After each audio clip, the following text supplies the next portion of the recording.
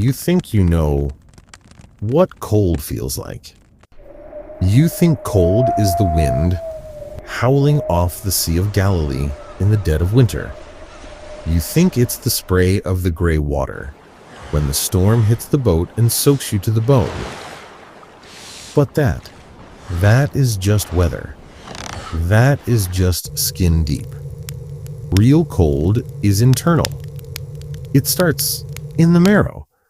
It's the feeling of your own heart turning to stone. It was a charcoal fire. That's the detail I can't shake. The smell of charcoal, burning, acrid, sharp. It stays in your nose, like the smell of a mistake you can't undo. I remember standing there, warming my hands. My palms were hot, but my soul was freezing over. You have to understand, I wasn't a coward. At least, I didn't think I was. Hours before, just hours, I held a sword in my hand. I was ready to fight an army for him. I told him, I will die with you. And the worst part is, I meant it.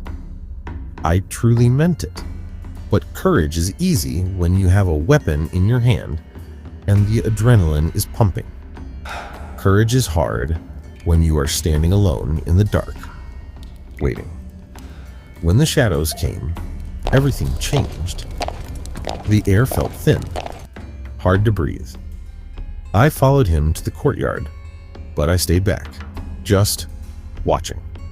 And then, a girl asked me, not a soldier, not a guard with a spear, just a servant girl. She looked at me squinting in the firelight.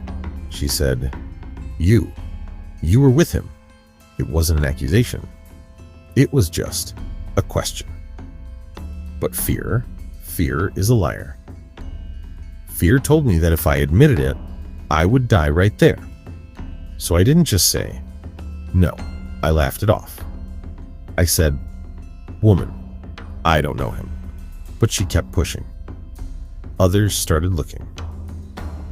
And that cold, that terrible cold, it took over my chest. I started to shout. I cursed. I used words I hadn't used since my days on the fishing boats, words I thought I had left behind when I started following the rabbi. I wanted to distance myself so far from him that the darkness couldn't find me. I do not know the man. And then silence. Complete silence. Except for one sound. A rooster. Crowing in the distance. Dry. Piercing. It didn't sound like morning. It sounded like an alarm. And then he turned.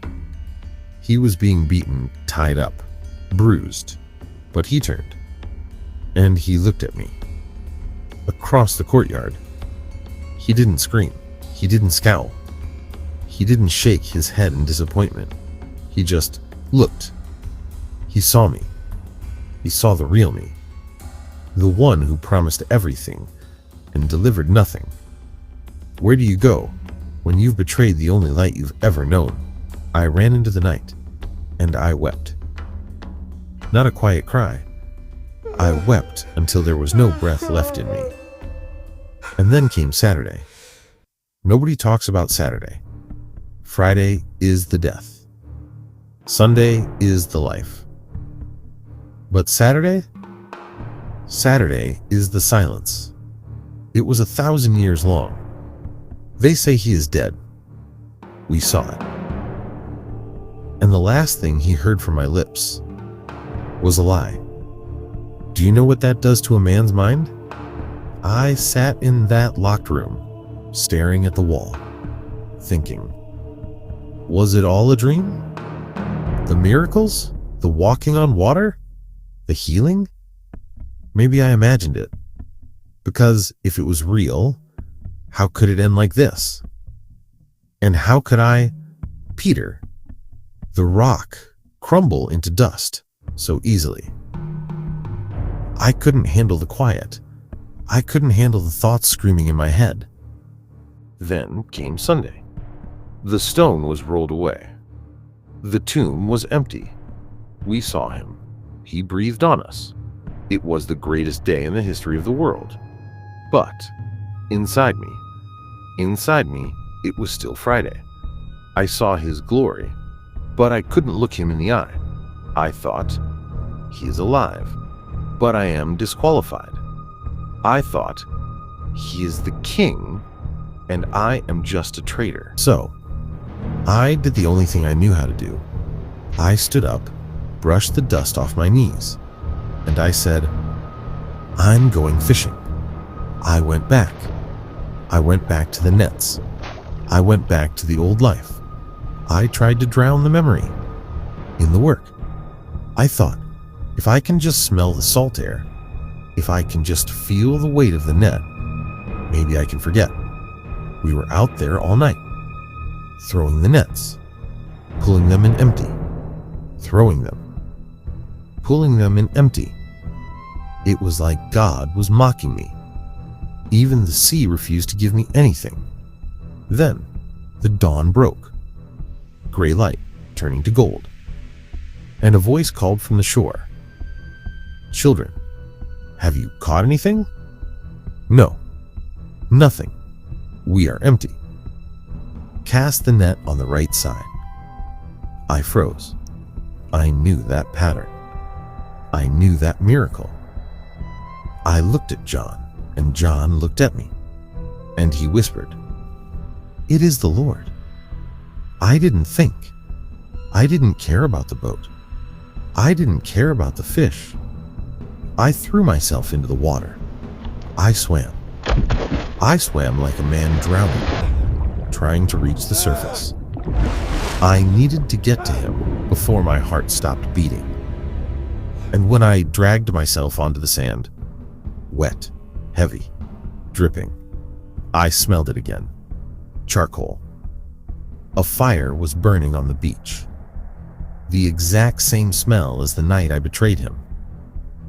The universe has a cruel sense of humor, or a beautiful one. I stood there, shivering. I couldn't look him in the eye. I thought, here it comes. Here comes the judgment. Here comes the fire. But he didn't ask me why I ran. He didn't mention the courtyard. He didn't mention the cursing. He just said, "Come and have breakfast." He fed me. He broke the bread, warm bread, in my cold hands. And then he asked me the only question that matters. He took me aside. He didn't ask, "Peter, are you strong enough now?" He didn't ask, "Peter, are you sorry enough?" He asked, "Simon, son of Jonah, do you love me?" Yes, Lord. I said, "Yes, Lord. You know I love you." He asked again, "Do you love me?" "Yes, Lord." And then a third time, "Do you love me?" And that broke me. 3 times I had said, "I don't know him." 3 times he made me say, "I love you." He was rewriting my past. He was taking the poison out of the wound, one question at a time. You, listening to this, you think you've gone too far? You think your shadow is too dark for his light. You think because you failed yesterday that you are disqualified today. Look at me. I am the man who denied him to his face. And he didn't just forgive me. He entrusted me with his sheep. Listen closely.